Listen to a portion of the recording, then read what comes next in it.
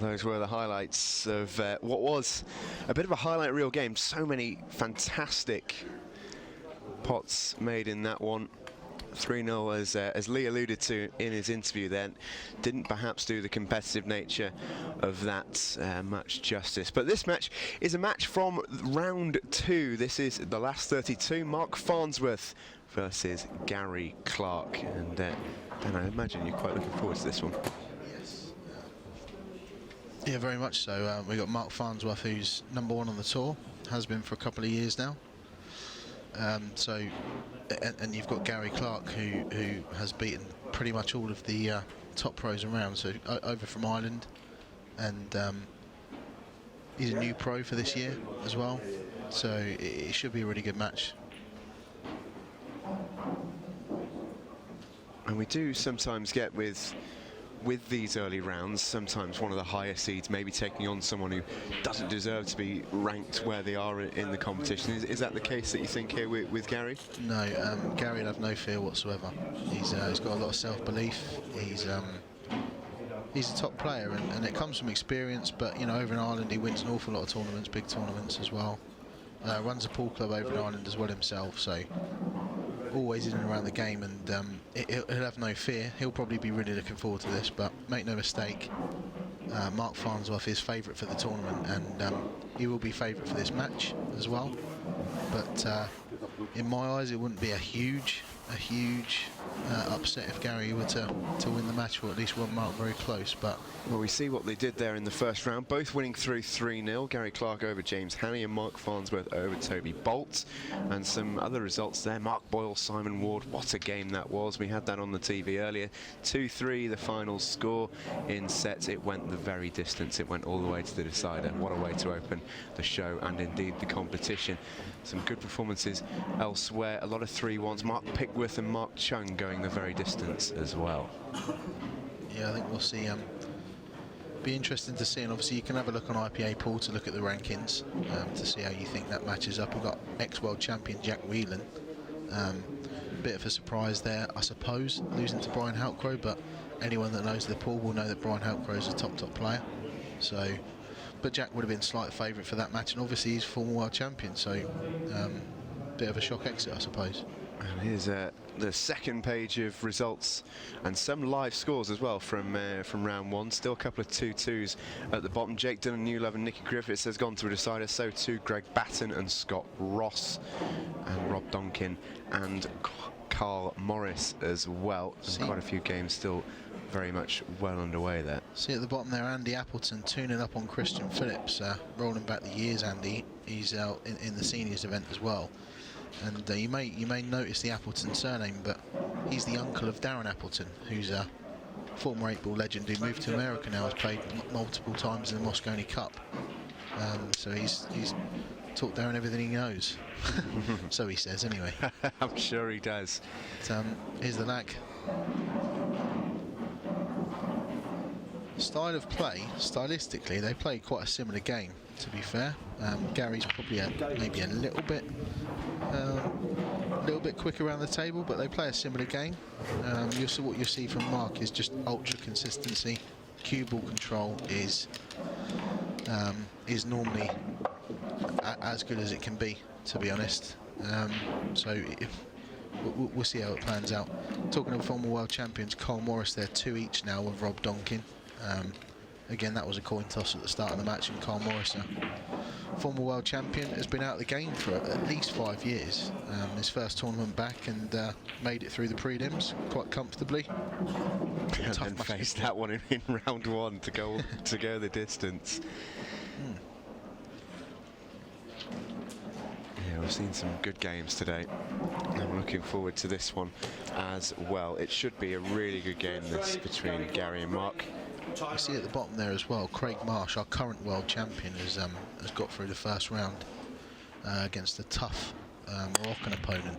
They've sent 8 or 9 over from Morocco, and there's a couple of really good players from there, and Craig Marsh got through 3-1. Oh, that's not a great start from Gary Clarke. As you see there, the white straight in off the break, and down. We've seen a few of these over the course of today. Sometimes it's bad luck, but when it happens like that, that's not the best start, shall we say? No. In off the break, and he's left Mark with a... It's not really easy clearance, but he's looking now at exactly what he's going to do with his first shot, his free shot, and then obviously he will go for the clearance from there. But this is what you see with Mark. He's an absolute master at doing the right thing at all times. He really is, and that really is half the battle. You know, it's not all about big breaks and potting balls, and if you can always play the right shot, you're giving yourself such an advantage over your opponent, because shot selection is key. And I think Mark's plan is to go yellows, solely because the red at the top of the table, top left, doesn't go.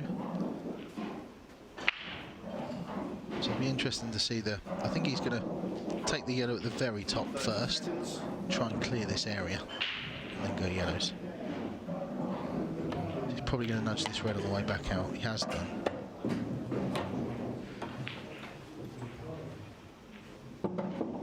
Not the greatest of starts for the Irishman, Gary Clarke. Always a tough job whenever you face Mark Farnsworth, but going straight in off the break is not the perfect way to start the frame. I think he's just rerouted there. When I say rerouted, his original plan probably wasn't to take the balls in this order, but because he was left himself hampered queuing, he's just going to take them in a slightly different order. So you have to do that sometimes. That's the way it goes, especially when you're nudging and flicking into balls. I suppose with the way he set them up with the yellows as well, plan B was always going to be fairly straightforward as well. Yeah, one of those really. I mean, you sometimes look at a table and there may be 3 or 4 different routes you could take to clear the balls. You know, so it's just a case of trying to figure out which one's most risk-free, maybe. This one, he's under-hit that. I mean, he wanted to be further up. He wanted to be closer to the black ball. So I expect him to still get the cut, but again, it's just when he's slightly out of position, he's played that really, really well. He's played that with check side to take the pace out of the white ball, and he's left himself the perfect angle here. So really well recovered. Yeah, beautiful shot from Mark Farnsworth. I mentioned at the start of this game his superior cue ball control. Even when it was slightly wrong, he made up for it and then some with the shot afterwards. Well, he's got everything. He's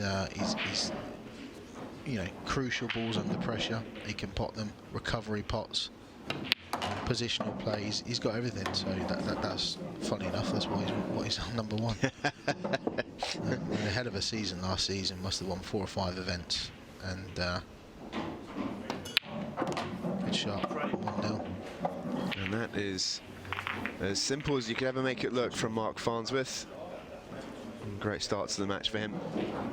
Yeah, reverse dish and just one dry break, or in-off break, we should call it. And Mark goes 1-0 up. Looking at the history here for Mark,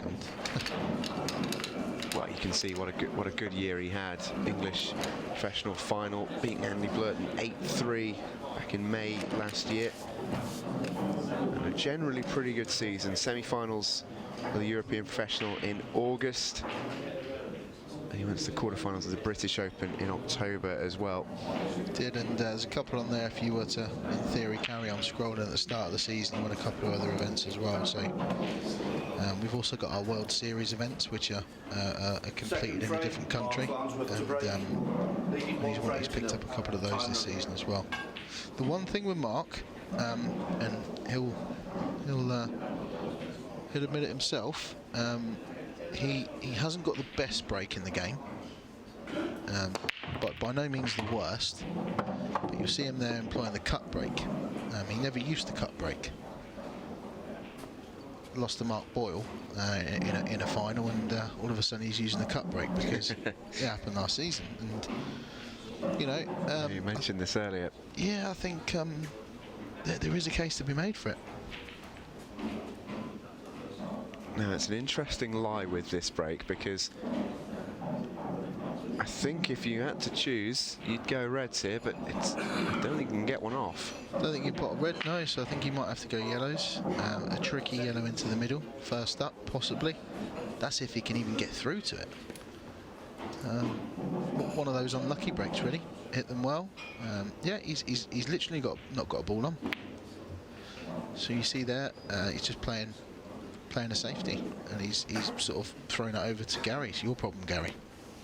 Yeah, an interesting start for Gary to come into here, because generally speaking, your first shot is an attacking shot.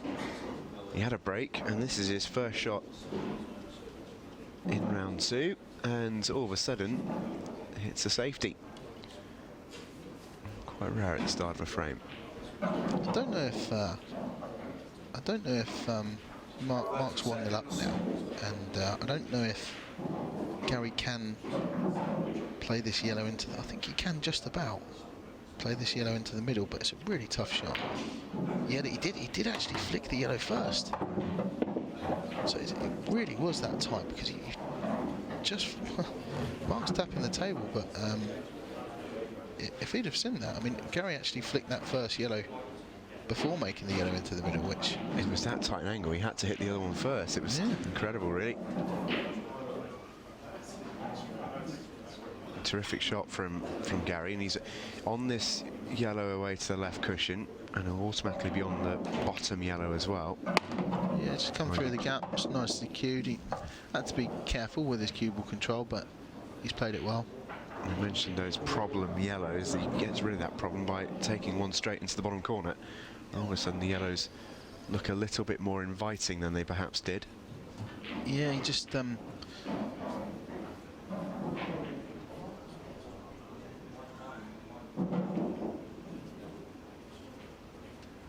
That's not true. Gary just taking a little look around it, just to make sure he's got all of his shots lined up. So he's on it. Yeah, he's on his problem yellow now. Well, this is his problem yellow, really, because he needs to get good position on it to be able to get good position on the shot after. And he would love to be on this now, but just a little bit straighter, maybe somewhere like around about here, where he can leave the cue ball there afterwards. But he can't do that because he's got too much angle. So see, now he's looking over at attacking it maybe from a different angle. If he can get the cue ball over by his neck, if he can get the cue ball over by the left middle pocket, he can again then afterwards get the white into position where he can bring it down table. And he's just underhit that, so running out of position here. Too worried about 2 shots ahead. He's sort of taking his eye off the shot in hand, really, but we all do it. Yeah, it's an old adage, isn't it? That the old saying used to be snooker players play 3 or 4 shots ahead. Pool players like to play 7. Yeah, you work back from the black, so you know the black's your last ball. And you literally do work back from it. 30 seconds. Now, Gary might just have to trust a little bit to luck here and try and screw anywhere. It's up here, as he has done. He's trusted the luck, and it's sort of come out okay. I think he takes the yellow into the corner now, and needs to screw back for. Needs to leave himself the right angle that you can see there exactly. He can't be underneath. He can't be too low, too high on the black. He has to be too low. So it's all about the pot isn't a gimme. He just needs to leave himself the right angle. Yeah, in an ideal world, this should be quite a simple finish for Gary Clarke. As soon as that one goes in, it's a really good shot. I think he's just always. He might be a bit straight on this. He's a bit straight, but he's not. So all he needs to do is get himself anywhere here, and he'll be okay. Hasn't got the angle to come too far. It's all about the pace of the shot here. Yeah, that's perfect.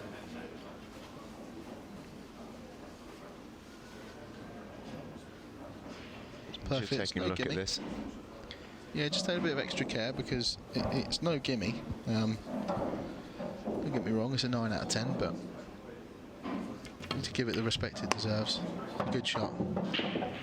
And Gary Clarke is on the boards against the break as well, which he'll be pleased with. He's made up for the error that he committed in the first frame there as he went in off, and it's one apiece in our first set here between Mark Farnsworth and Gary Clarke, and that is about as even as you could possibly have it.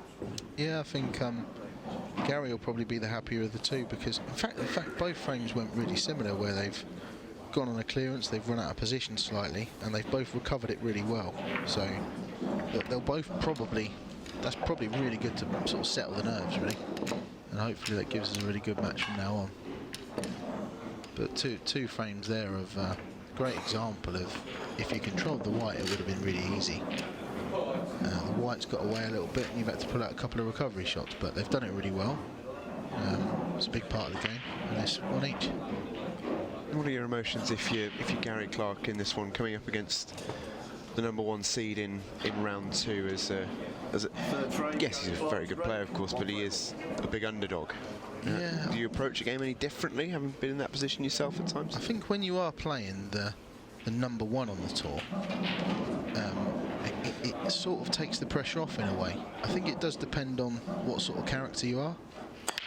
It's a big break from Gary. He's made a ball as well. But I think, yeah, it does depend on what sort of character you are. Some people can crumble against the better players. Some people rise to it. So I definitely would see Gary as someone that would rise to that occasion, and he's more likely almost to play his best game against the best players. So hopefully we see that. He certainly started well. A great way to settle your nerves is when you do run out of position, then recovery shots that are difficult, that you need to make under pressure early doors in a match when you're at your most nervous. He's done it well. He absolutely has. He's been a little bit unlucky on the break though. He's had to play a safety.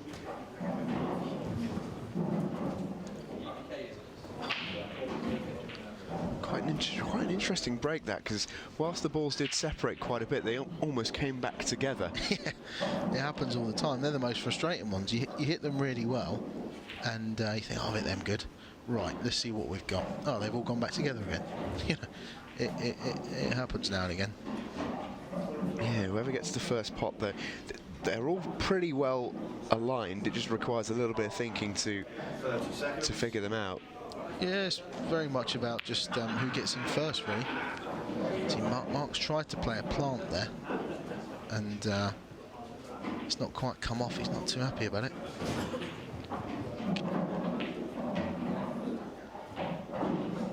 So we see here from Mark, he just played the plant into the middle, and he's just not. It probably was the right shot, because it wasn't overly difficult, but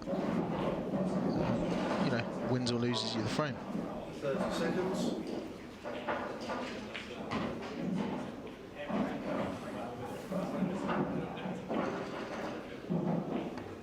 We'll take a look back at that shot in a second, because it's let Gary Clarke in, and this is how it happened. Yeah, just trying to cut the red into the middle pocket, and very close. Couldn't have been much closer.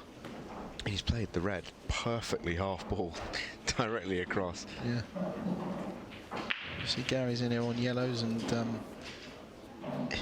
they're not easy. I mean, this is almost a snooker style setup, isn't it?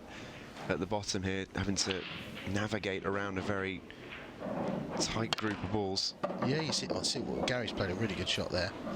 He's forced the angle, so he was straight on the ball, but he's deliberately played the yellow into the bottom side of the pocket to give himself some extra angle. You'll see there the yellow. You can see it so fast you can't really see it, but he's hit the yellow into the left-hand side of the pocket as we look at it, and that's given him the angle to break his bad ball out. And again, he's gone into his bad ball early, which is what you need to do. So he's playing nicely, is Gary. yeah, he may leave himself may leave himself a double here, because if he can knock this ball into here. Now, if he can knock this ball into here, leave himself a double, what should then happen if he leaves himself the right angle is the white ball comes through to here, and then the frame's open for him. He may do that. That's an option.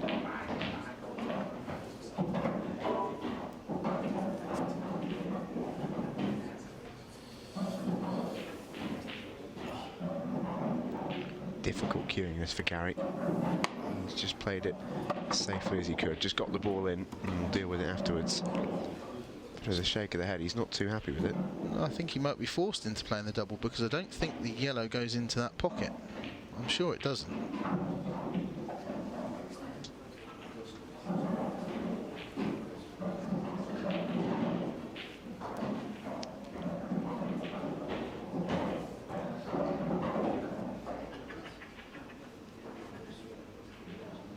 Oh, Let's take a little look. That is close, isn't it? That is very, very tight. I wouldn't want to be playing that. I think the double's the easier shot.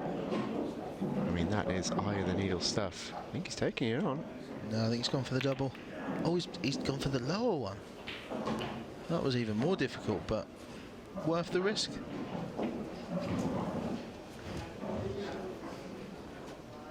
Really wasn't an easy shot, that at all. And in the end, he wasn't that close to it, ultimately. It's a very, very fine cut. I always think when you're cutting that fine into the middle pocket, it's always so easy to get wrong.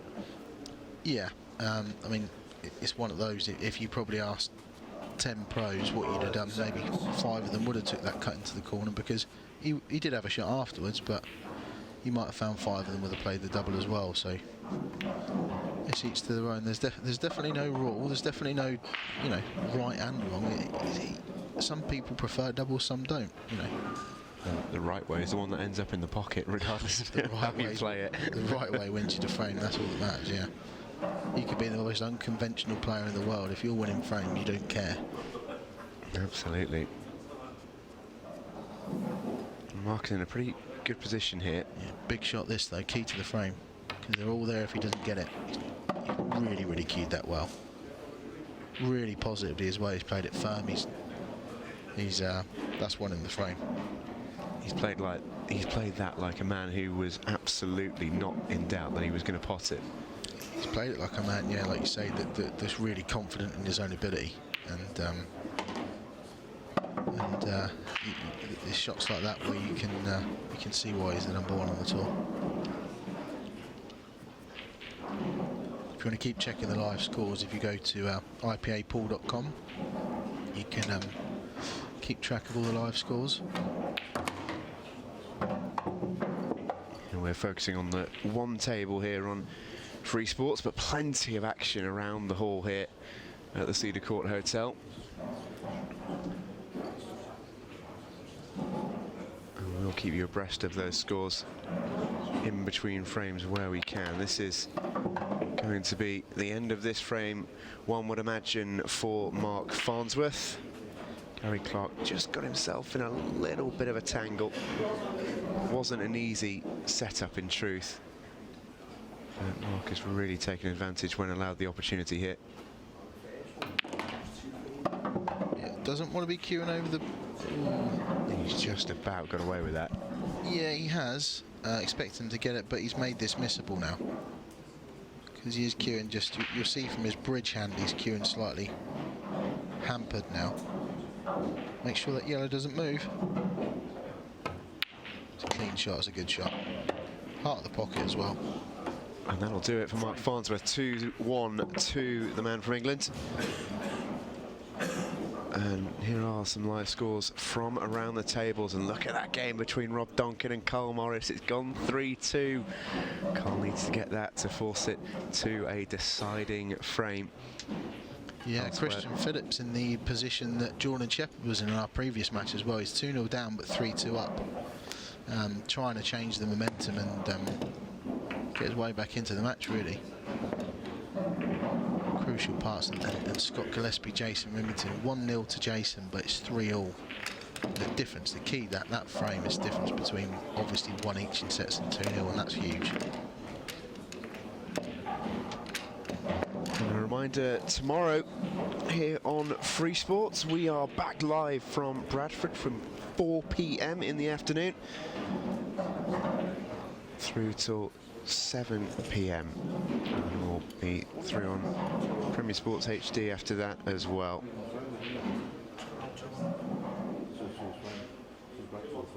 Also on Freeview and Sky, which gives you optimum chance to keep up with the action here from the IPA Pool World Championships. Had a fantastic opening day. We really have been treated to, well, we've been treated to the game of the tournament so far, no doubt about that, between Mark Boyle and Simon Ward. That will take some beating throughout the weekends. Run about a 3.5-hour match as well, the Mark Boyle and... It flew by, didn't it? It really did. It really enjoyed that. You see match. right towards the end of the match all the players grounding around the table, because early doors in these tournaments, obviously all the players are playing, so you know, you'll probably see from sort of quarter semi-finals stage onwards those seats are around to be taken, but early doors everyone's got their own business to take care of. Yeah, absolutely. But I think some abandoned their games to come and have a watch of that one, because it was a really, really tight affair. Terrific game. Went all the way to the very last frame of it. And Gary Clarke here, if he can get this away, might have an in this frame. He does. Lovely shot. Hampered with his queuing action. I think we'll probably see Gary pop this red and then nudge into the yellow if he's got the angle to open that red near the middle pocket up for him.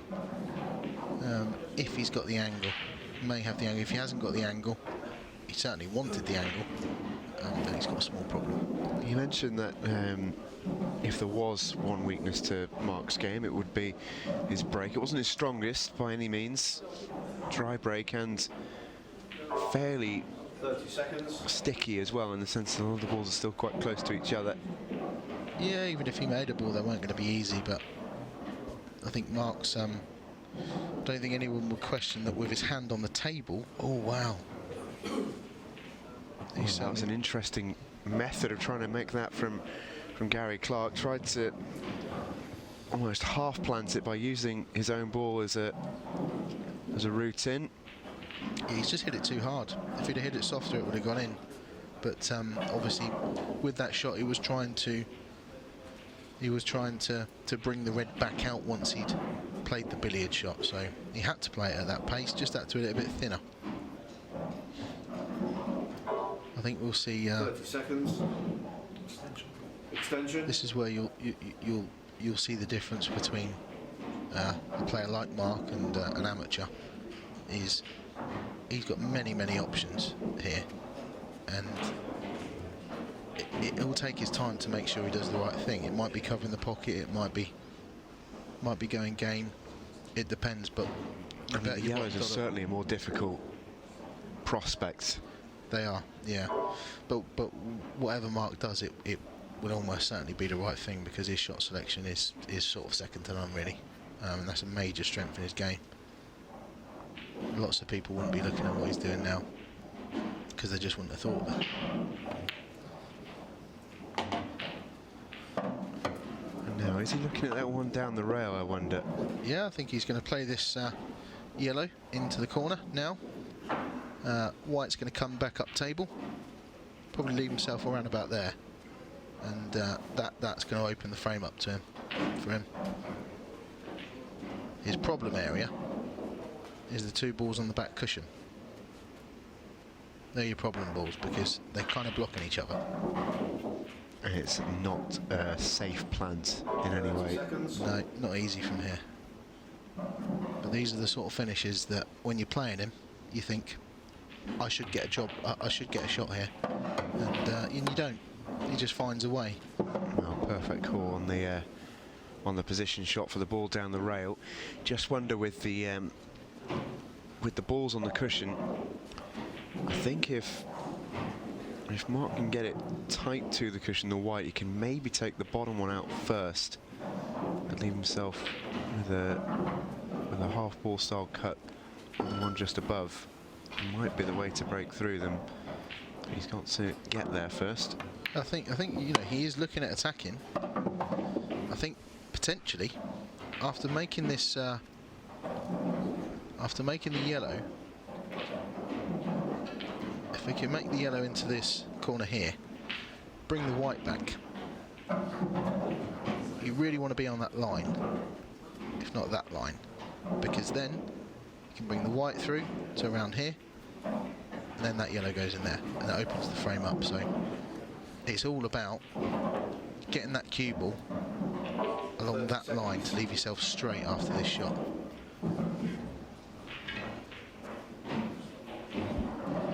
Because any angle is going to make that ball that's near the cushion far more difficult. Any angle and he can't finish. Now, Looks pretty angular to me. yeah, he needed a bit more. He needed to be straighter than that. The only thing he could possibly do, unless you're right behind the shot, you can't see, but play this with rakes of left-hand side, so that the ball, sort of, the cue ball almost goes into that cushion, but then springs down and breaks into them. It's a tough shot to play. You need to get the. Without being right behind the shot, you can't see just how possible that is, but you can see he's queuing up with lots of left-hand side. Needs to miss the red. That's a terrific shot. Yeah, needed to just catch it a little bit firmer, a little bit thick, fuller. So if he catches this full ball, or actually hits the other side of the yellow, Makes it a little bit easier, doesn't it? Yeah. But having not left himself straight, it's a pretty good recovery from Mark. He'd still back him for these two balls here. He's not happy about it. 30 seconds.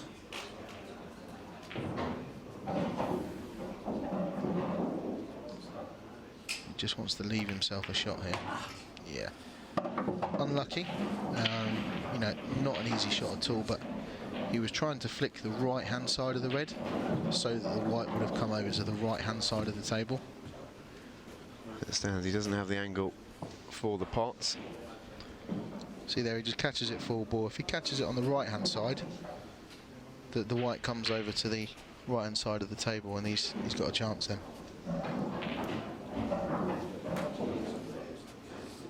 So what's his move here then, Dan? 30 seconds. Probably going to play the double, falling for the table double. Oh, no, side cushion. With this, as long as you catch it fairly good, which he didn't really, but you cover the pocket. Now he has still covered the pocket, so this red that Gary's closest to is a problem ball for him. But if he'd have caught that fuller, he could have even covered the pocket.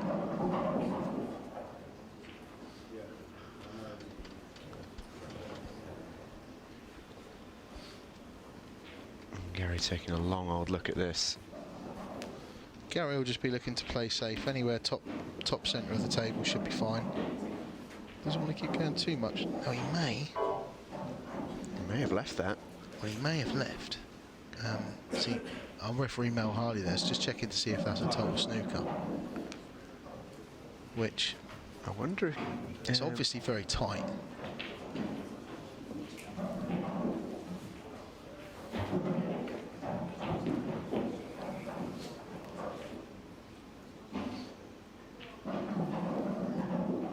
Well, that's illustrating quite nicely for us, as if Mark can go cushion first and kiss that yellow in.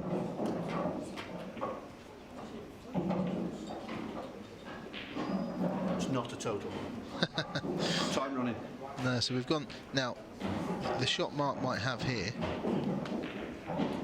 The shot Mark might have here is to go cushion first, and then try and pot that yellow.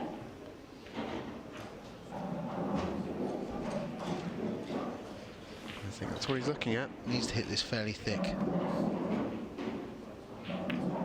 Too thick, miles too thick. I think he's left Gary the angle as well, because Gary's now got one bad ball, which is on the left-hand side of the cushion. Now, Gary, after playing this yellow into the middle, natural angle is going to break that red out. Going for the red along the cushion first ball. Yeah, I don't know if I'd have done that. Maybe the angle was a little bit different to how we saw it. It can be a bit different from the overhead angles. It was almost a shot to nothing as well, because he knew he wouldn't leave it. 100%, yeah. Look, he's in control of this frame, so. Which seems ridiculous to say when, when he's still got 6 balls left to pot, but the nature of it, he is totally in control. You're very right, Mark's one ball is very difficult to get gone here. Although if he hits this with the right contact, there's a chance it could drop in. It's fairly. I don't think he's hit it, has he? Foul on 3 shots per visit. He has missed it, yeah. That's a shot on a visit to Time running. Gary Clarke.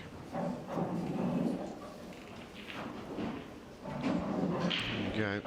Just see his angles off there. Yeah. Very close. With these cushions, brand new tables that they are, do you tend to find at the start of a tournament that they react a little bit differently? They do. With brand new cloth and new tables, the pockets play a little bit more generously, and they do, I suppose, they do react slightly differently off the cushions. They do. They tend not to straighten up as much as you think they're going to. But you can't argue that playing conditions are absolutely perfect. But if Gary's... No, he hasn't got a problem because that red goes in the middle.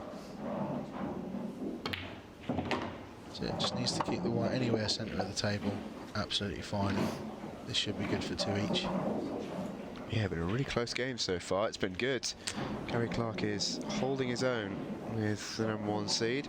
Yeah, and say he believes in himself. He knows he can hold his own with the #1 seed. It's not a big deal to him. Playing Mark, he'll be up for this. He'll be well up for this. He's not the sort of person to crumble just because he's playing on the TV and just because he's playing the #1. You know, he made a mistake. He's a determined character, and he's got tons of ability as well. And he swept up those very, very nicely. So we're on our way to 2 frames apiece between Mark Farnsworth and Gary Clarke. Nicely recovered from the Irishman to square things up. And this first set looks like it could well Go all the way. Exactly. And we've had quite a tactical start as well. Both players, I get the sense, not the strongest breakers, so quite often they're really having to work quite hard once the frame's in motion, really. Yeah, a couple of breaks each and 1 dry break each, and I suppose that's probably around the I've never really thought about it, to be honest, but probably is around about the 50% mark, making a ball from the break. You'd like to think if you're playing well and on a good table that seems to be breaking well, you might get up towards 75, 80%. But I suppose around 50, maybe even 60% is probably around your average. But this is key now, because this is the thing about Paul. Gary could break, hit them really, really well, not make a ball. Leaves them easy for Mark. He could break, he's hit them really, really well, like he has. He's not made a ball. Well, that's the thing. It's probably his best break so far in terms of getting the ball separated and look at them and go. away. Look, they've gone everywhere, absolutely everywhere, and nothing down. And he's that's the luck of the draw sometimes, isn't it? He is, yeah. Mark Farnsworth here now has a nice open table to play with. Yeah, I think that probably one of his hardest shots is going to be this one, and it wasn't really that difficult. He's played it well though, so he'll want to finish these in areas. He needs to get across to this top left-hand side of the table to play the plant on the 2 yellows. May take it now. We'll see, but that's about the only thing I can see going wrong here. To me, this is 3-2. I may as well start the next frame.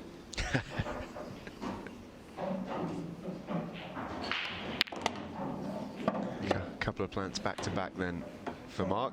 Yeah, that was about the only thing that could have gone wrong there. Was he had to plant those balls true, i.e. hit the centre of that ball. Otherwise, the yellow could have come out and got stuck in between the reds. But he knew that, and he's played it really well, and should be good for 3-2.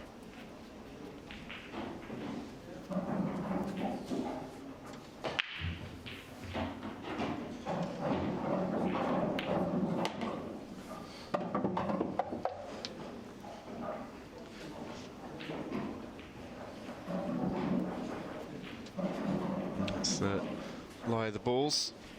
Yeah, I'll just be looking to bring the cue ball up anywhere near the very centre of the table.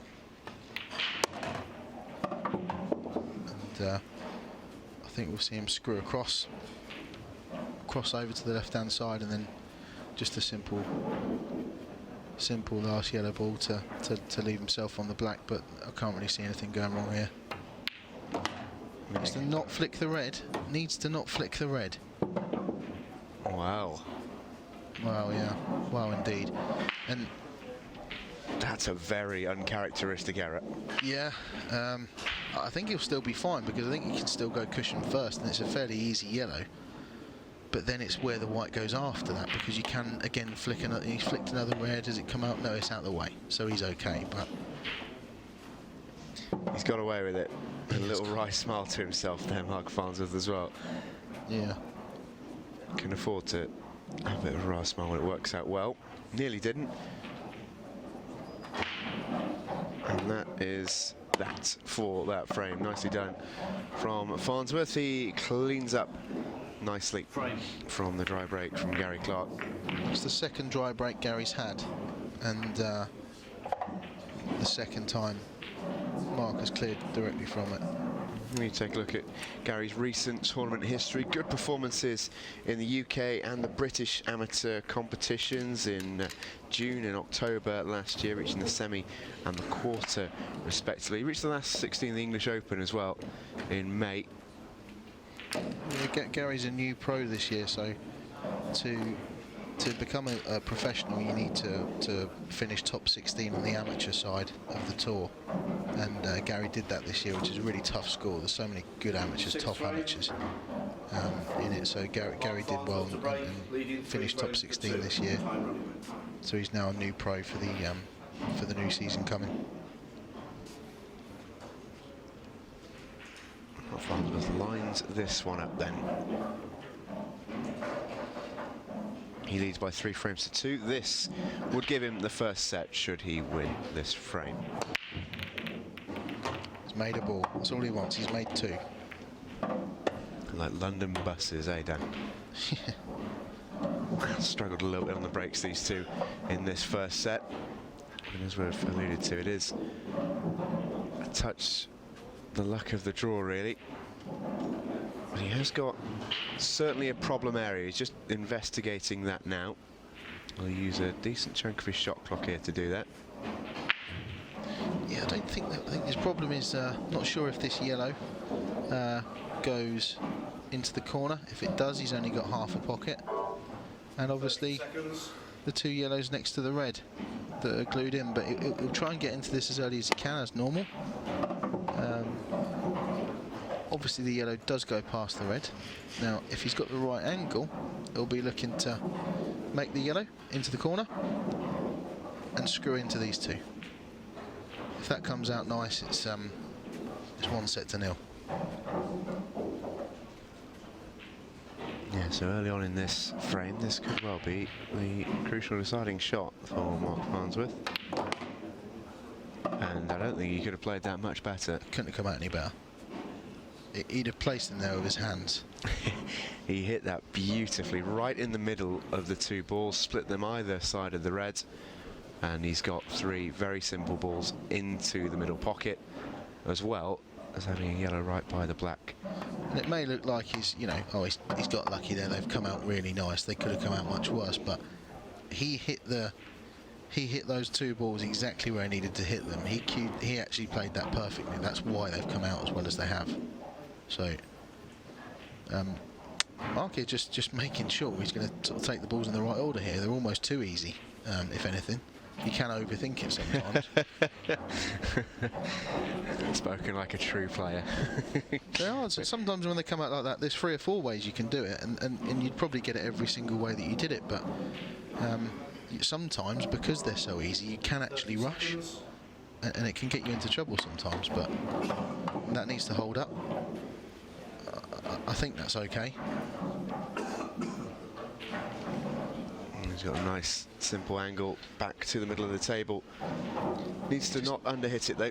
Yeah, needs to miss the black on the way up as well, so you may see him, he's kind of messed this up, to be honest, but you may see him play the yellow into the top corner, and leave the white around about here, because he didn't want to do that originally. He wanted the whiteboard to be around here so that he could play the yellow in the corner, come round, natural angle, but he just overhit it, so the black now is a bit of an issue, but he still should be. You can see it from his face. I think he's used his extension as well on this shot, so he's actually taking it now. Yeah, not the shot he wanted to be playing, but he has played it exceptionally well. Cued that so well, so well. This is why, when we say about him being the #1 on the tour, that's a great example why, because pool's not an easy game. You have to be so precise with the cue ball control. When you do run out of position, 1, you've put yourself under unnecessary pressure. 2, you need to deal with that and pull out a difficult pot like he has done there, and that's why you're #1 on the tour. Yeah, it's certainly an impressive performance in that first set from Mark Farnsworth. He leads by 1-0 after taking set #1 by 4 frames to 2. We'll be back joining the action in set 2 after the break. Well, welcome back to Bradford. You join us at the start of the second set. You haven't missed much. Dry break to kick off this frame. Mark Farnsworth, who did break. Yeah, he hasn't been able to take advantage of that just yet. As you can see, quite condensed and tight once again. 30 seconds. I'm going to get a bit of a safety battle emerging at the start of this one.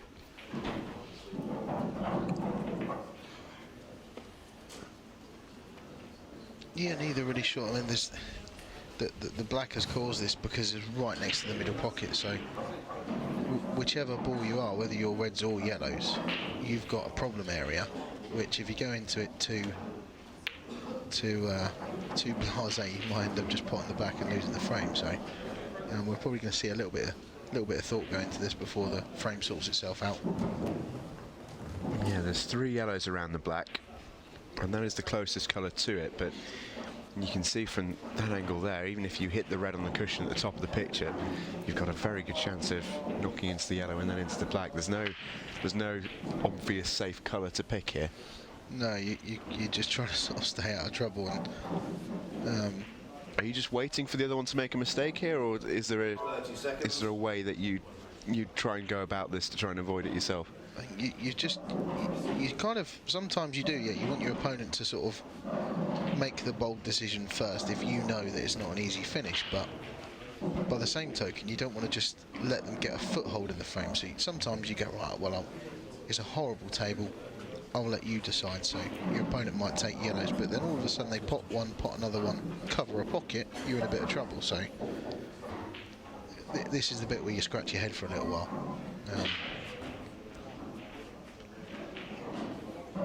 Black is hanging precariously near that pocket. 30 seconds. It's kind of like a chess match, really. Neither of you want to make the first move, but you do, but you don't. You need to make sure it's the right move. Yeah. Now I think Gary's going to try and just nudge that red out. It's the first time we've seen someone go too near those 2 balls by the 8 ball. I think the one way round this is if you can any of the either of those yellows near the middle pocket, you can actually flick it off the black and pot it, which opens the pocket up, but you need to be yellows first, and Mark can't pot yellow here, so I suppose he could play this yellow up to the corner. 30 seconds. It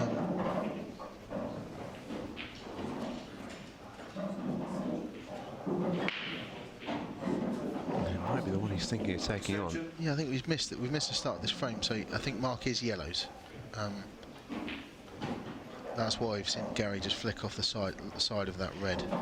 So yeah, because there's 6 yellows left. So if Mark can maybe get up to the 7 yellows. 7 yellows. 6 reds left. Sorry, yeah. If Mark can get to so There it is. Lovely shot. now it's an if, but one of 2 things here. Possibly, don't know if we can get a close-up over the area of the yellow and the black and the red. The yellow may double. Yeah, I think it doubles. Does he have the right angle on it? If he has the right angle on it, he'll be going game. He'll be going for the finish here. He can get the right angle on it. He may even leave it to his last ball, but if that yellow doubles, he will leave himself the double. If it doesn't, he's probably going to get up table somewhere, maybe off this ball, and then look at playing the yellow off of the black to open the pocket up. But I think the double goes.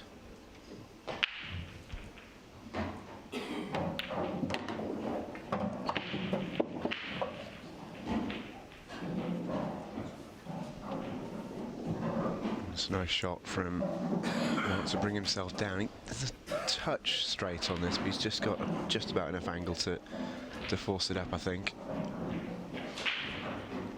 Yeah, I don't think he's exactly where he wanted to be, but he's kind of got that insurance policy at the moment of Gary's red being safe, so if he does run out of position in the next 2 or 3 shots, 30 seconds.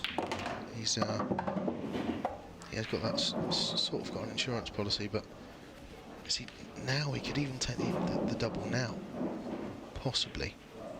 Just might be worried a little bit about the double kiss because he's so close to the cushion. And that double kiss might well just knock in the black. Oh, there's all sorts that go on, yeah. You've got to be 100% secure in playing that shot with the black being so precariously close to that pocket. Yeah, we can't quite see, because if the yellow and the red are touching, then he can't play the double. 30 But seconds.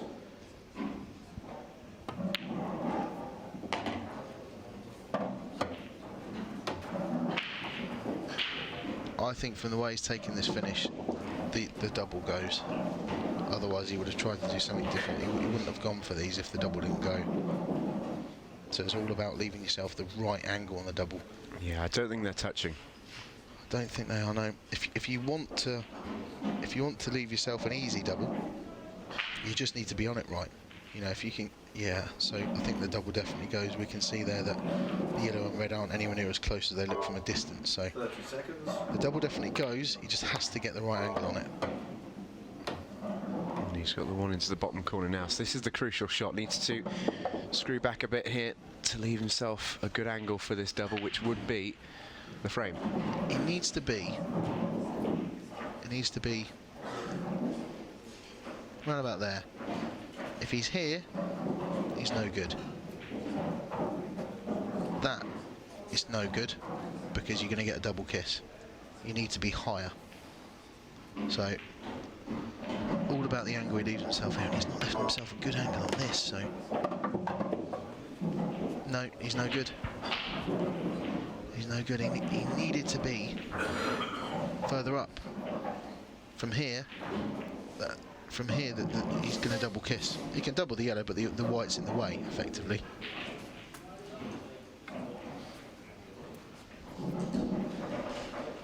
He might be able to play it really, really firm, which straightens the angle up, but it's so Trying tough. to screw it away. No, Oh, he's unlucky. He sort of didn't have an awful lot of choice there. He's tried to spin the white out of the way, but by doing that, he hasn't played effectively. Hasn't played the angle that he needs to play to double the ball. So, talking of doubles, I think you might see Gary double this red next to the black as well, because if he can get on them right into the middles, then they are easy shots. It might even be his next shot. Might be his next shot. He may have done sort of what Mark did and just gone slightly too far. But I think he might be able to double this still. Because breaking into that ball, again, like we said to like you rightly said earlier, is dangerous with the black so close to the middle pocket. So the double probably is the right shot. If he could just get that white ball half an inch higher up the table, the double was a gimme. It's actually a very, very easy shot, but it's just slightly out of position.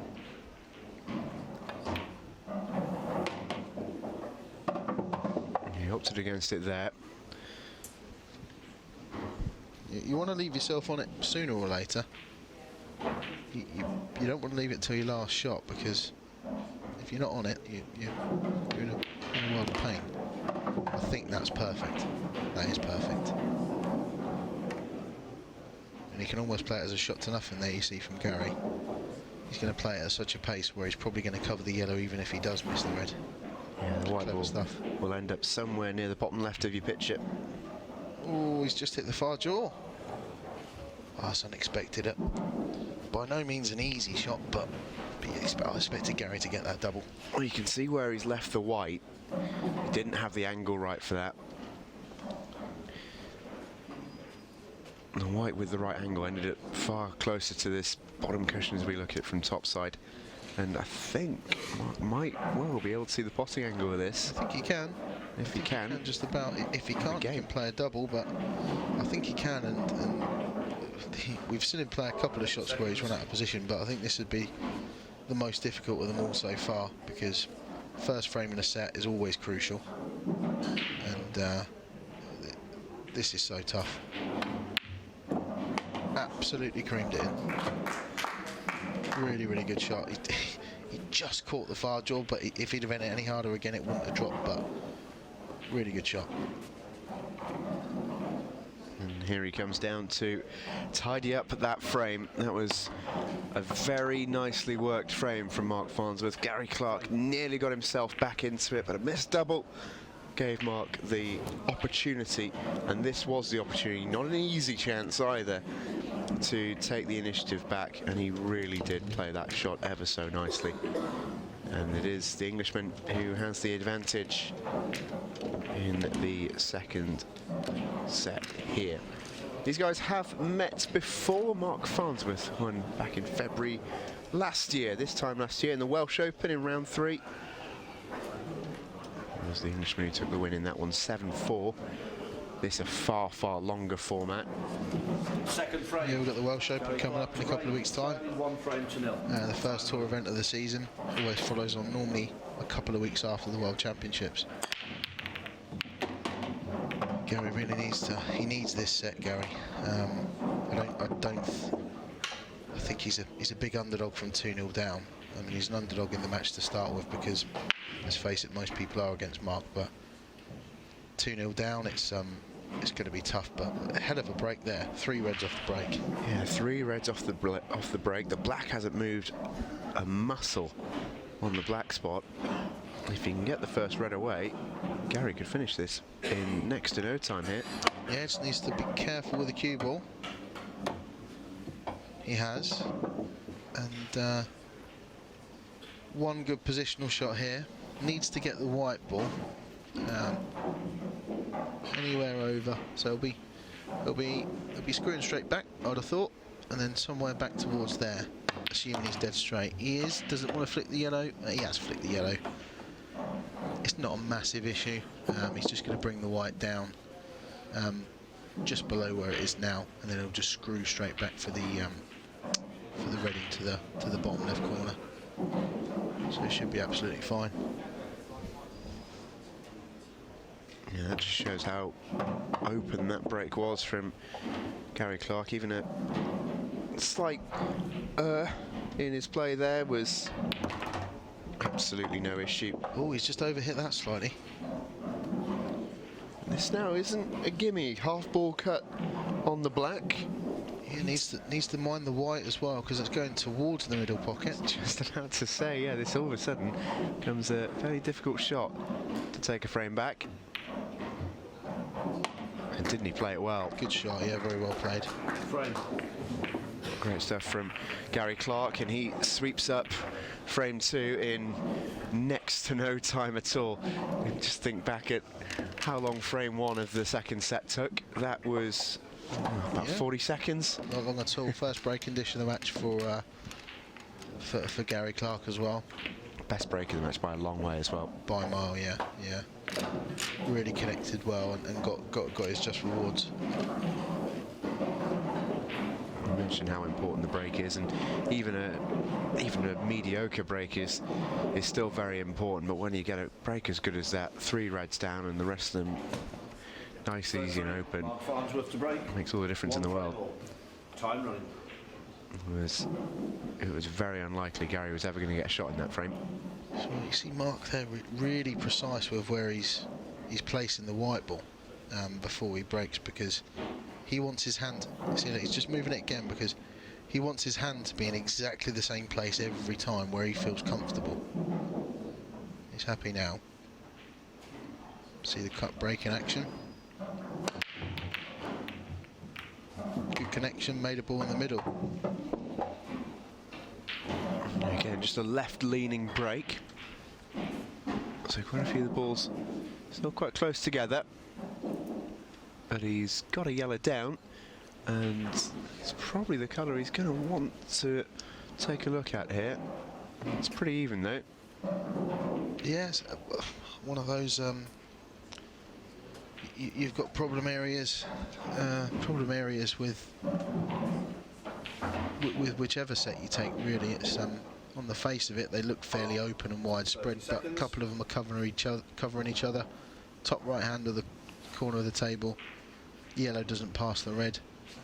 Bottom left hand corner of the table, red doesn't pass the yellow. So it's kind of 6 of one and half a dozen of the other. Just thinking as well, if he did choose yellows, he's got the one straight down the cushion to get that one out of the way. Straight, but he is going to choose reds. It's a nice simple one in the middle. Interesting. Okay, so this red obviously goes into the right centre. Now, you'll probably see is Mark get somewhere along this line so that he can cut this red in, break that yellow and break that red out there at some point in this frame. So he'll want to go into it as early as possible. He'd ideally like to get that angle now, so come down table. I'd like to get that angle now so that once he plays the shot, he's still got this red into the corner as his insurance policy.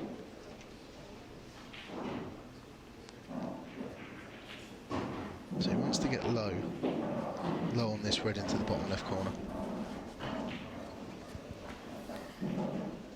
30 seconds. And he'll have to place it with a bit of pace. Just drops that one down.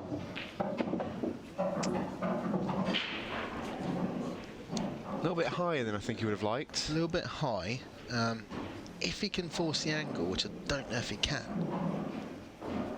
The red must obviously go, but see, if he was slightly higher, he could almost play it like from here, then the white comes up and nudges the red out of the way if he plays it with topspin, but I don't think he's quite got the angle to do that. I think he's too straight. Yeah, he's bang straight, isn't he? No, he's played it. He did play it, and he's played it well. Yeah, played it very nicely. Could just see that the yellow there slightly covered the pocket. He didn't miss it by much, did he? It was very, very close. That was the danger. I mean, that may look like a really simple shot, but he's probably had to get so close to that yellow, he's almost risked hitting the yellow. Because if he doesn't do it, he's the frame isn't there for him to be able to win. So he had to do it, but probably a much better shot than it looked. It's a benefit you've got in pool, perhaps compared to snooker, in that the pockets are a little bit bigger. You can force angles at times when when you you're do run close. slightly loose.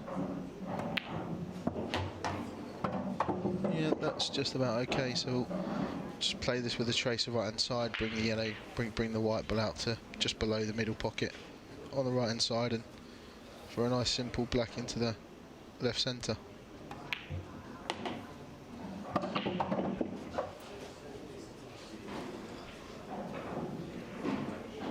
is nicely done from Mark Farnsworth, and he's on his way again.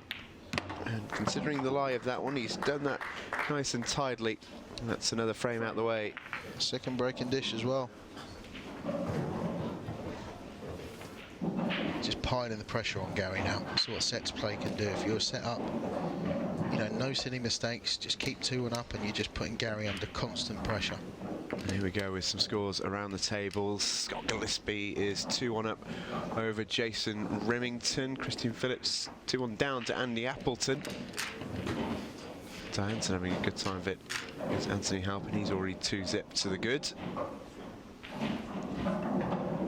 That's what's going on around the tables here in Bradford. Round number 2 of this IPA Pool World Championships. Here we're taking a look at Gary Clarke and the number 1 seed. Big break from Gary. If this goes dry, 3-1, could be 4-1 in 5 minutes. That is, he has absolutely hammered those, and he's not made a ball. Yeah, a little wry nod of the head because he knows he couldn't have hit those any better. Look at these guys, look at them. Madness. They almost get in each other's way on every occasion, don't they? You couldn't hit them any better than that. And again, the luck to drive a pool player insane. Honestly, it is. The amount of times you lose a match or you speak to somebody that's lost the match, what happened? Oh, the brakes. Honestly, it can be like that. You know, some people like to plan it more than others, mind you. But, but yeah, another dry break from Gary, and that's 3 dry breaks out of 5 now, and I don't see that he's really hit a bad break yet, to be honest. And at this level, when Mark gets in first, most of the time he's going to finish the frame, and it can absolutely kill you. Just taking a good look at everything here.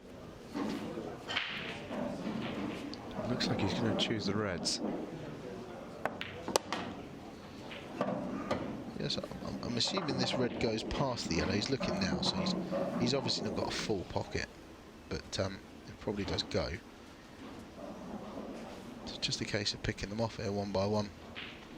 2 reds over on the side cushion. Once you play the outer of the 2 reds, the inner one goes.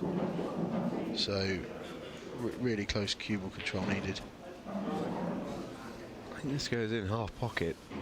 He hasn't pretty got much tight. in the pocket, has he? Worst case scenario, he's probably going to cover the pocket. Yeah, he just flicked the yellow still there, actually. Yeah, he did. Just dropped it in. Played it at a low enough pace. And he's got a couple of options here. Could go up top, but I think he's going to take the inner of the 2 reds down into the bottom here. Yeah, just needs to mind where the white ball's going afterwards, because it might go... It's probably going to sound stupid, but it's going to go towards the middle pocket, probably. Oh, that was a really tight angle. Yeah, see, and he took his eye off the pot there.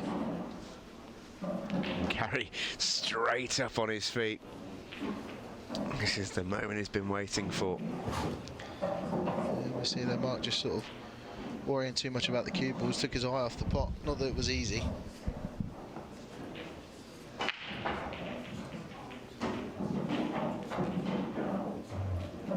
The yellows are all pretty close together. This is a case of taking one lot at a time here, the 4 then the 3. Yeah, probably. You do try and work in areas if you can, so you do like to... You don't really want to be sending the white ball up the table, down the table, up the table again. Oh, and he's missed there, but Mark's straight back in now, and that really could... To put him 3-1 up in the set, and all of a sudden you're staring 2-0 in the face against the number 1 on the tour, so... The key miss there from Gary, but it wasn't easy. No, it wasn't, but at the same time, he'll know it's very makeable. Shaking his head, he's not happy with it. And Mark Farnsworth is not the player you want to give second opportunities to. No. He normally only needs 1. You certainly don't need to give him a second. He's just, the order now, wants to take the red closest to the black after this red. So we'll see him get as close to that as he can, I think. If he's got the angle to. Needs to come back across. So I don't think he's on it. Yeah, you see a little puff of the cheeks there. He's not on it. He wanted to get the white ball quite a bit further across the table there, because now he's got to call it rerouting. He's going to have to play the plant, and then he's going to have to find a way to get on this red. The red does go into the left middle, although you have to be really, really tight with your cue ball control there. Or obviously he needs to get the white back up table to round about the centre spot.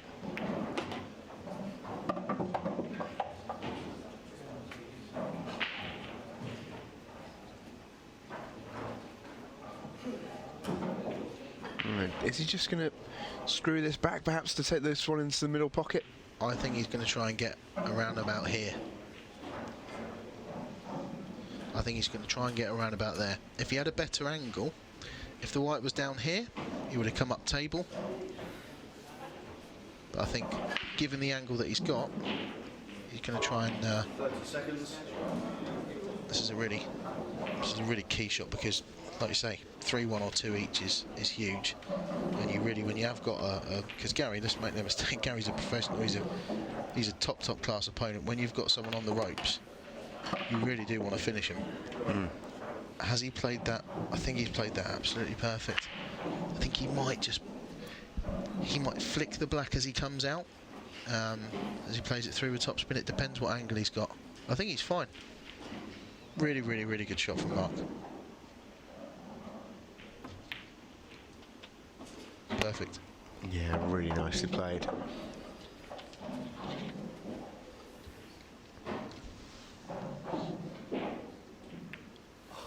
Oh, well. What has happened there? He's undershot the black. Not even by a little bit. He's dropped that short by a few inches. Oh, wow. I was just about to chalk that up as well.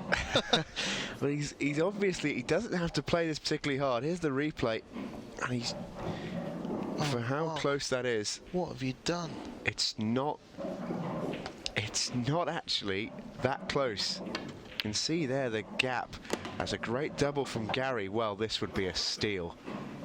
This would be an absolute steal. And at 2-1, that could be a very, very costly miss for Mark Farnsworth. What we were just saying as well, he's done all the hard work, played a really, really good shot for position on his last ball, and just almost switched off. I mean, to stick up for Mark a little bit there, he was very, very close to the black. So there'll be many very good players out there that have done that. I've certainly done that before, but definitely done that before, because you're scared of playing a push shot.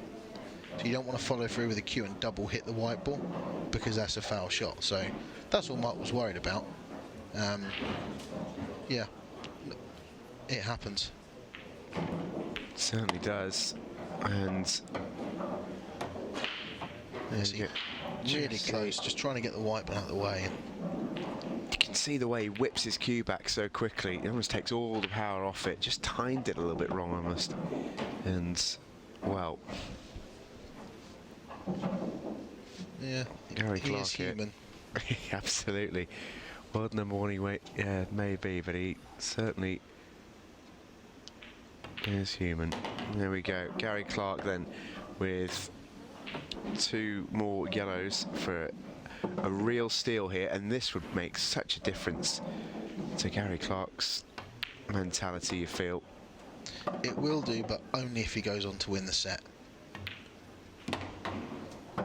Well, let's not make the same mistake, hey Gary?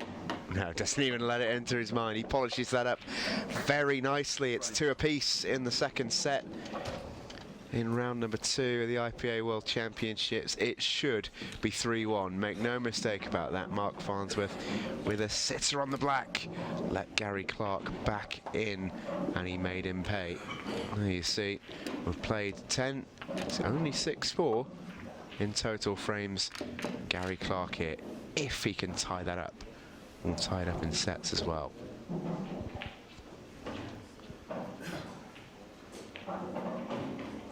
I think these next 3 frames decide the match.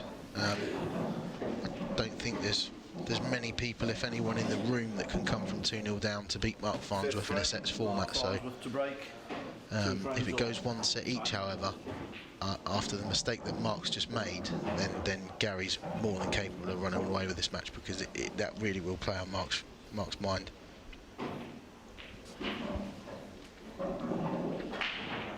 So here comes Mark Farnsworth then back with the break. It's quite nice for him that his next shot is one that he's going to try and hit as hard as possible after that last black. Yeah, and a dry one. But nothing like Gary's break, where they seem to sort of go everywhere again from this cut break. You know, he's hit them fairly well, but he's getting nowhere near as much movement on all of the balls as Gary is. Third dry break now for Mark. And there's nothing particularly easy here. He's got a red into the middle pocket, around about where the blue spot would be on a snooker table. Yeah, I think the reds all go.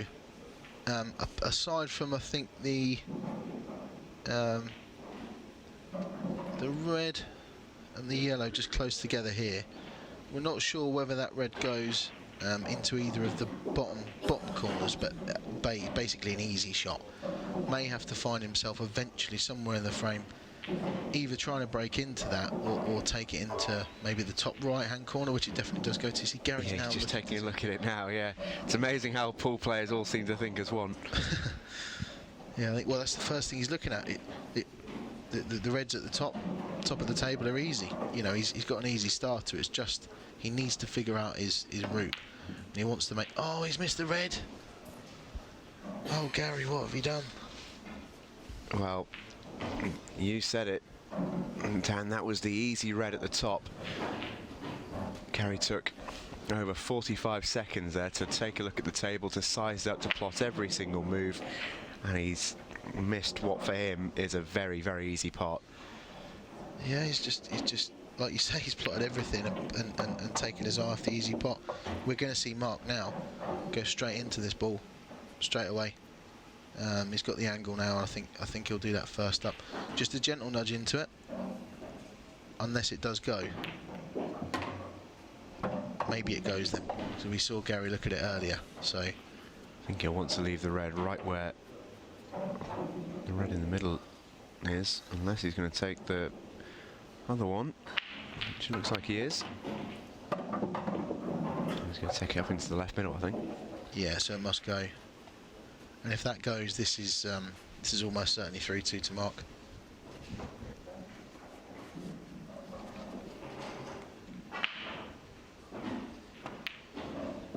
It's the one thing you don't want to do when your opponent lets you off the frame before.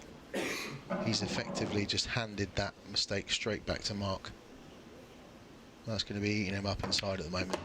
And the thing is the momentum then switches all the way back. So despite the fact he got a huge momentum turner at the end of the last frame, in handing that back, it's not just letting Mark levelling it up, he's also enabling him to have the momentum back to further go on in this game. Totally agree. He's almost worse off.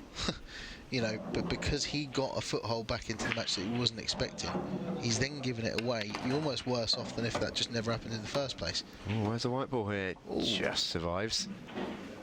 Careful. He is perfect on the black for that.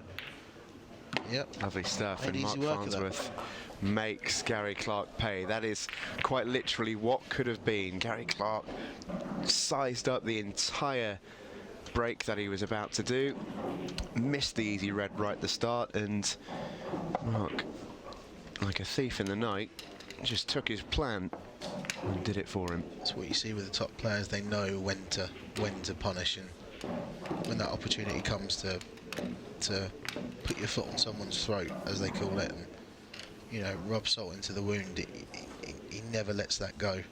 You know, he knows that's going to hurt double because of what happened in the frame before. And he's made no mistake. 3-2 then to Mark. He's one away from 2-0 up.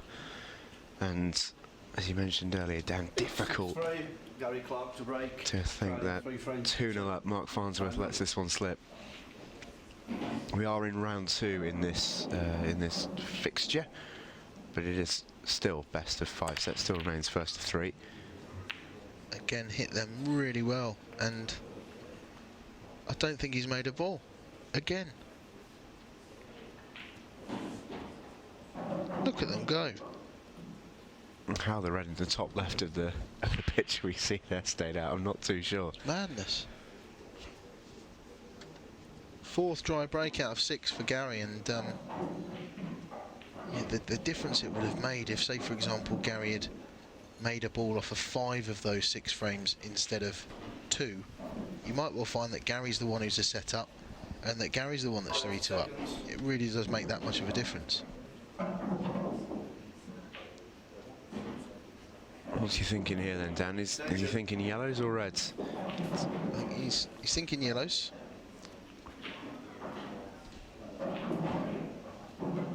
And then he's thinking some more because they're not easy. So looks like he's going for the reds. He is going reds. See, he may even be looking to cover the pocket here. Cover the pocket into the corner. Sorry, with this, forgive me. Cover the pocket with this red over this corner pocket and just take control of the frame. He has done, but he hasn't done. He tried to, and he just played it badly because he wasn't playing position. You could see he wasn't going to try and get on the red that was at the top of the table. He was just trying to gain some control in the frame, and Mark can squeeze that past. Gary, rather. Yeah, I think he can.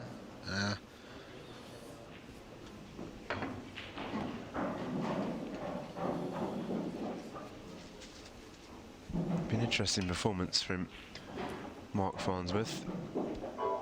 He could quite easily be 2 up after this frame, but a couple of mistakes slipping into the usually infallible #1 seed. I mean, we've certainly seen him play better. I think is it just a case of him growing into the tournament, perhaps? he grows into most tournaments, but I think it's of all the tournaments. I mean, he's been the #1 on the tour for a couple of years now, and even before he was #1 on the tour. That's a good shot from Gary, just taking control. But it's the one tournament that's always seemed to have got away from Mark. So it probably is a bit of a monkey off his back, because even in previous years, when other people have obviously been world champions, people have probably still considered Mark to be the #1 player. And to be considered #1, obviously rankings are a massive part of that, because you can't argue with statistics, I suppose, to an extent, but it is the one tournament that he's never won, so I think he'd swap all his ranking points for a world title. Just that added pressure.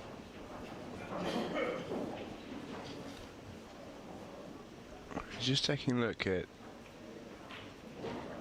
Gary, just to see what the angles are like on that yellow, whether he can chase that red in, maybe with a skill shot.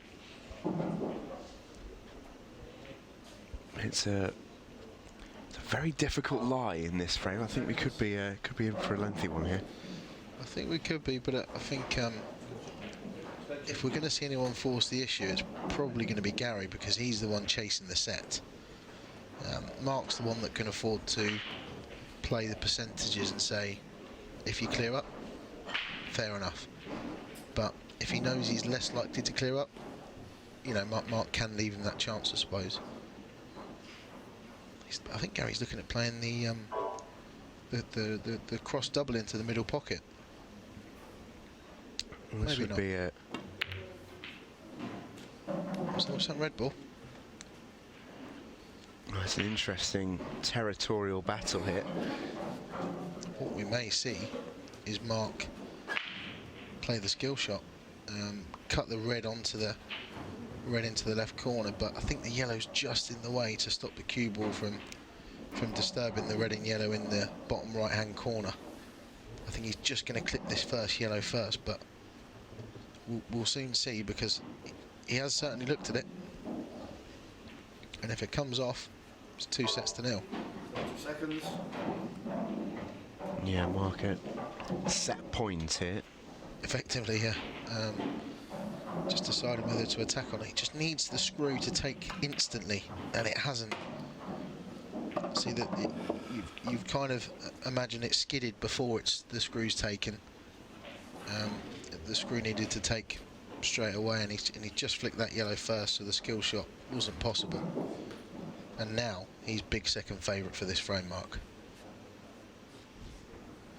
Which seems a touch bizarre, having watched him just pot one, but that was a big element of control, that red in the bottom corner. Huge, because now that Mark, yellow goes. Yeah, Mark hasn't got a red that goes anymore. There isn't even a red that goes, so 30 seconds. all I can think of maybe is he may push the boat out here and play either a really thin cut on this one here, or play the double on this one here. He is playing the double, and if he gets it, which he has, that's a great shot from Mark. It's a really, really good shot.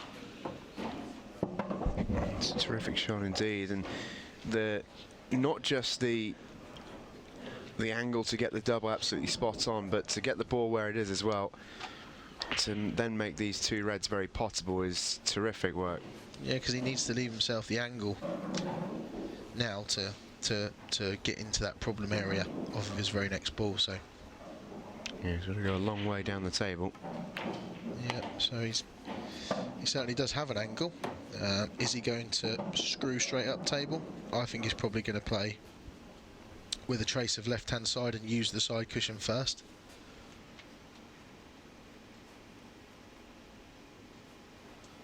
So probably going to see something along those lines. Flick the yellow. He's flicked the yellow.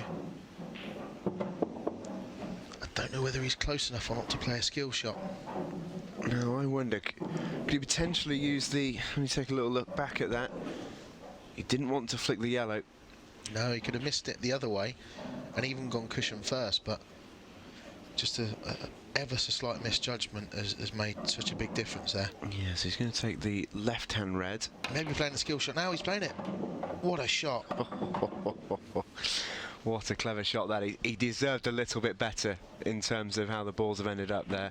Wow. Really, really good shot. Really cued it well, and he's very close to this red, but he can cut this up into the corner, and he's probably going to leave himself a shot onto the black into the bottom left corner as we look at the table. This would be a terrific shot to win the set as well. I mean, this really will break Gary. It really will. It's the sort of stuff, and I keep talking about it. It's the sort of stuff that Mark does all the time. He looks out of position and he just finds a way to clear them up. 4 shots ago he had nothing. Looks pretty good to me. 4 shots ago he had nothing. Look at that. That's mental. That is a terrific shot from Mark Farnsworth. Absolutely ridiculous. What a terrific shot that is, and all of a sudden, out of nothing, it's going to be 2-0. He'll stay down on the shot after this. Look at that. What a clearance that is.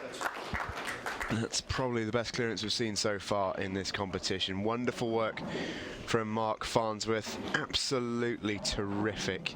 It's the timing of it, though. The timing of it. It's really, really, really top stuff. That's why he's the #1 on the tour.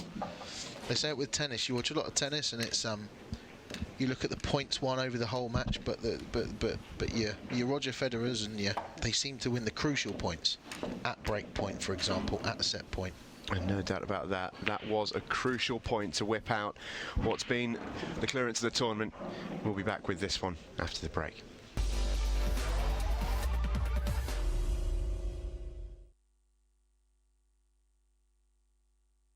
Back. We're underway in set number 3 here at the IPA Pool World Championships between Mark Farnsworth, the #1 seed in this competition, and the Irishman Gary Clarke. The last frame of that one was a masterclass from Mark, and he's underway in this one as well. It was a foul off the break. White went in off from Gary, and at this point, we mentioned it towards the end of the last set there, Dan.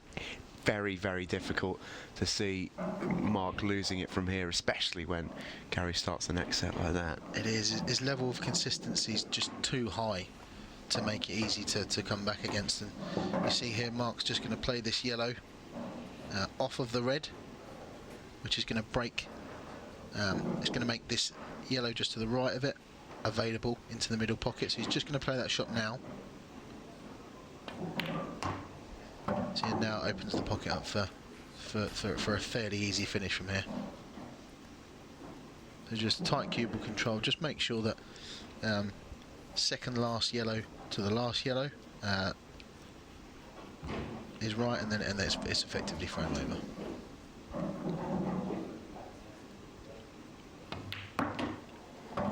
Okay, so for that reason, actually, he's just gone down. He's just taken them in a slightly different order, and that's confidence secured. To be fair, to play that shot.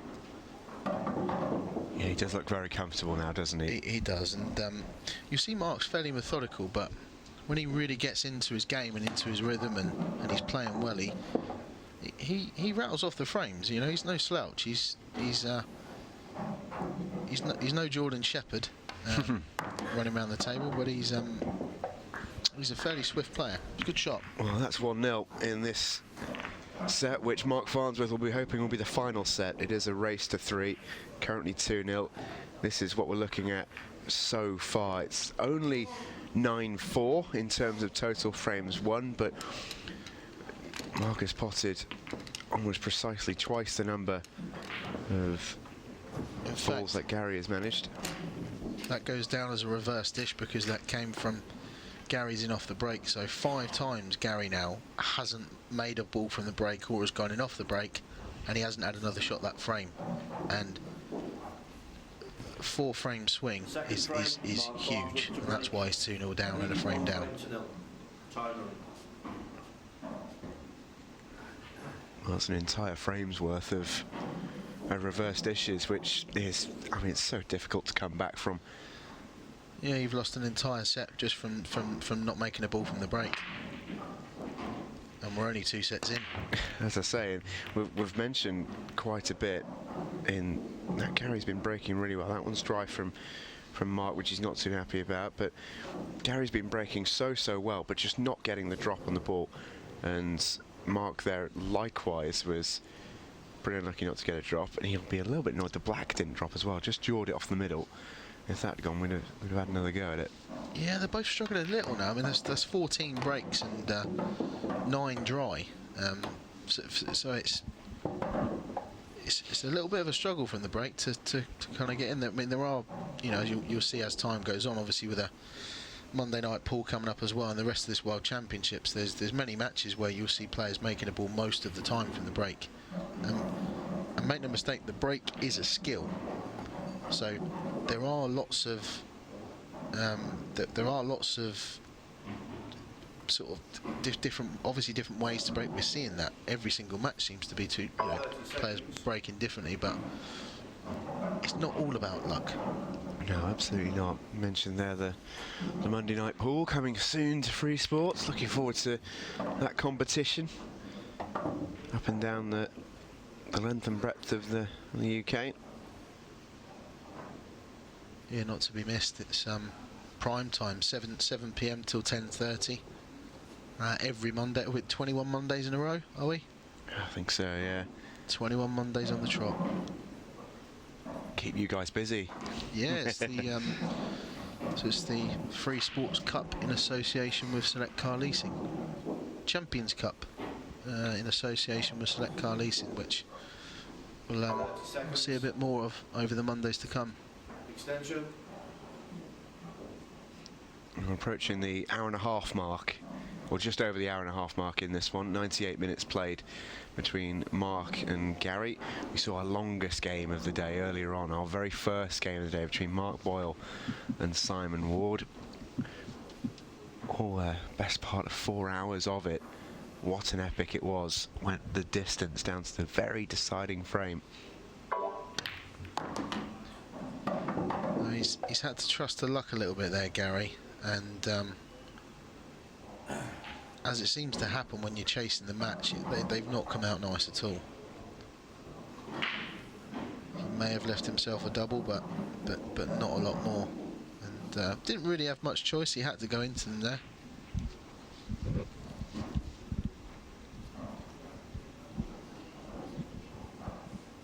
Yeah, he certainly did, and just wonder if he's going to try and cut this bottom one of the three. And he's gone for the double, and wasn't too close to it either.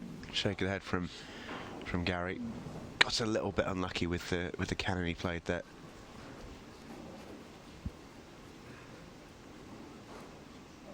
Yeah, just played it a bit firmer, and that's straightened the angle up a little. If he'd have played that softer, probably actually would have made that ball.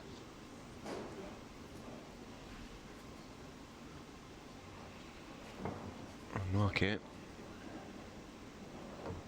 Not just 30 seconds. very careful. Extension. Mark with his snooker background as well. First time I've seen any sort of rest brought out I know. today on the TV. We start with this one. Just get me playing all 5'6" of me. I've got it out every other shot. Well, Mark has used that to great effect. Really, really nicely cut in. Really nicely, and that to me is framed, because these reds are very, very easy now. I mean, well, his next shot, maybe he needs to play a bit of a tricky plant, cut plant into the middle, but he's got a big margin of error, and it's not looking good for Gary. Yeah, we will be leaving the pool at 7 o'clock here on Free Sports, and Mark here is in a rush to get his moment in the sun. He's not hanging around. Plant works nicely, and the rest of the frame here should take care of itself. Yeah, the only thing that could probably go wrong is this next shot, but it's all over. This is 2-0 for me. It's 2-0 in sets, 2-0 down, and it is very close to being curtains for Gary. 30 seconds. And Mark's just playing the plant, which is a little bit. He could not have cued that any better. He's cued that so well. He's potted both balls in one shot. He really has kicked on now, Mark. Great cueing. Yeah, he's just brought a different level to his game, hasn't he? Yeah, he's just gone through the gears, and like a lot of the top players do, when you're sort of scrapping out and you throw a mistake or two in there, he still manages to win the set, and still manages to pull that finish out when it matters most to clinch the set. It seems now he's almost he's got that advantage in the can. He seems to be almost loosened up and playing with a little bit more freedom, and he's pulling out some glorious shots. Totally agree. Although clearance at the end of the second set was spectacular, as it was unlikely as well. As we take a look around the tables at some of the scores at the moment, Christian Phillips and Andy Appleton are having a good one. They've gone to a decider, which could make it 2-2 and send them into a deciding set in that game. And Scott Gillespie and Jason Rimington likewise could also be heading to a decider as well. Here, Mark Farnsworth looks a long way from a decider against Gary Clarke. The Christian Phillips game as well, when it was 2-0 to Christian, it was to Andy Appleton, it was 3 each as well. So Christian really is clinging on for dear life there. I think Gary just taking his frustration out on the break there. He hit that absolutely like a rocket. There's several balls that could have gone down there. Only one down, but he could have had about 4. Yeah, he really has connected, but I think he's been unlucky on the breaks, to be honest. He hasn't hit them badly. You know, there are times where you're not making a ball off the break where you kind of can point the finger to yourself. I don't think Gary necessarily can. So you'll see over the course of this tournament just how much of a difference it makes. Trying to just break that yellow out there, and that hasn't worked out to plan, and all of a sudden the red's stuck over that corner pocket in the top right there, and he's in a bit of trouble, Gary.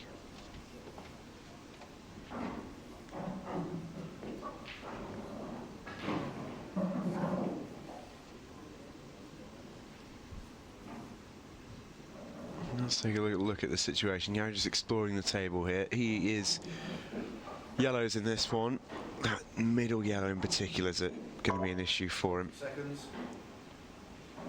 I think options-wise, I think Gary needs to throw caution to the wind. Really, that's not the best shot he's ever played, but he could potentially here play a skill shot into this corner. So he may choose to make that ball. Sorry, guys. So as to make that ball down there and bring the cue ball anywhere over here, or there. You need to make something happen, Gary.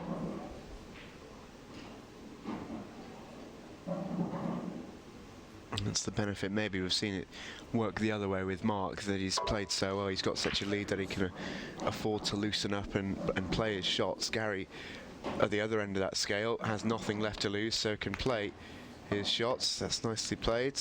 Oh, that could have come out so much differently, innit? And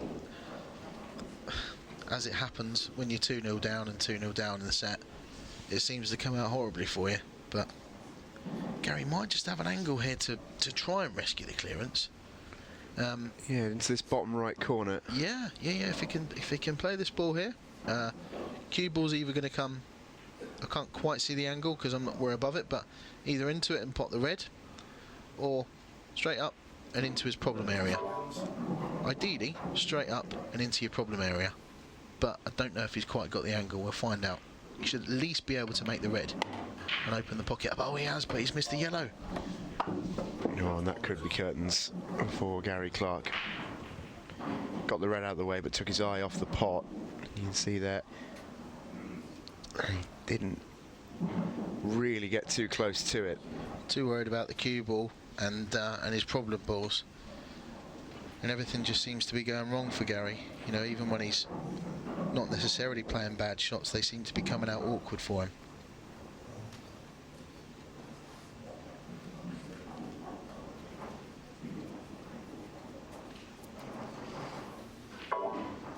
Seconds. So Mark's got 2 visits, so he's just going to use his first shot to free up the 2 reds in the middle of the table, and now it's ABC. It's literally dot to dot.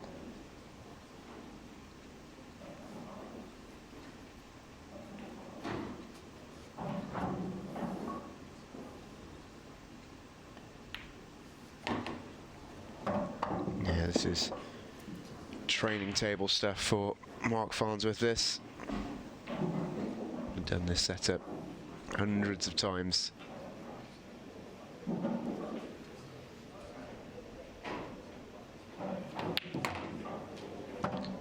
Doesn't want to be straight.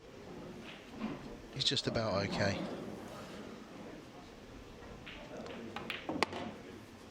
He's just had to force that through a touch, but he's got a good angle to get back up, and then Yeah, I think he's slightly underhit it, but he should be fine. He's just going to have to sort of maybe play this a little bit closer to dead weight than he would have liked, but it's easy enough for Mark.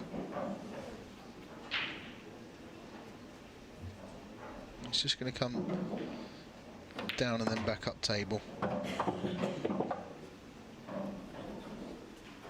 Really good rhythm to him now, Mark. He's on autopilot. lovely stuff once again from Mark Farnsworth. 3-zip, he leads in the 3rd set. And once again, Gary Clarke just couldn't quite get going. Little smile on the face of Mark Farnsworth. He's enjoying himself. Why wouldn't he be? He leads 2-0 and 3-0. He's 1 frame away from a place in the last 16 here in Bradford.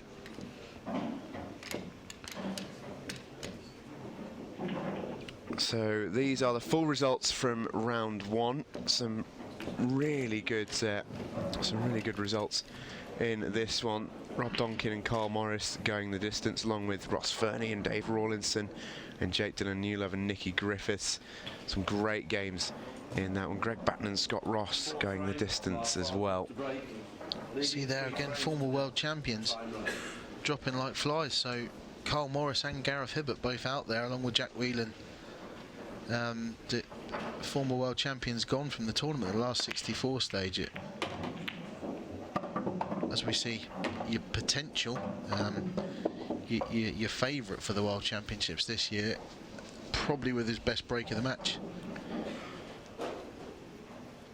And you notice there, he no cut break anymore.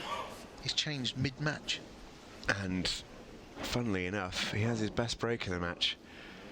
We haven't got enough time left of the show to discuss if that's a coincidence, because I feel like we could go on all night, Dan, but that's a terrific shot, and he uses the skill shot to good advantage there as well to leave his options open. Red and yellow both pocketed there. And Mark Farnsworth it, looking to get things done nice and quickly.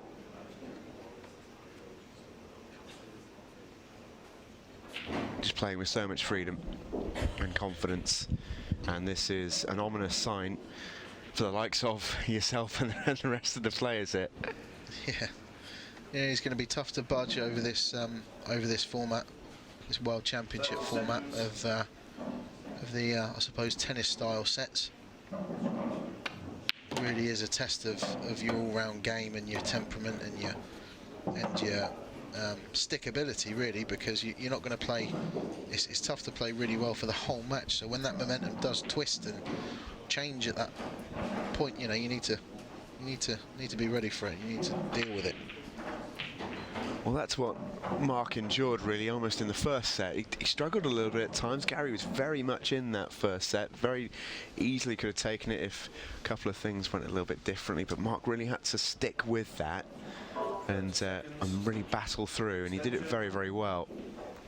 And now that it's in the third set, he's playing with a lot of freedom, playing some beautiful pool. This is one for the camera reel. Oh my God. How's he missed it? Well, he's played that shot to break the two balls at the bottom up, and he's missed them by a whisker. It wasn't just a shot to showboat for the pot. It was very much a tactic to break the yellow out. Of course, yeah. I mean, and the pot was difficult enough, but he played it like it was a gimme. The only difficult part of the shot was the pot was difficult enough as it was, but it's a bit of experience here from Mark, and we haven't seen too much of this in this match, but so Gary's back's against the wall in this frame, and being 3-0 down as well. It's tough from here. It does look like Mark Farnsworth is on his way to a place in the last 16. You can follow the result from this one on ipapool.com. But from us at Free Sports, it is almost time to leave the action here in Bradford. We will be back with you for tomorrow's pool from 4 o'clock here on Free Sports. Next up on the channel, it is some live wrestling from Newcastle. That's coming up next. We'll join you again from Bradford tomorrow at 4. For myself and Dan and the rest of the team here, we look forward to seeing you then.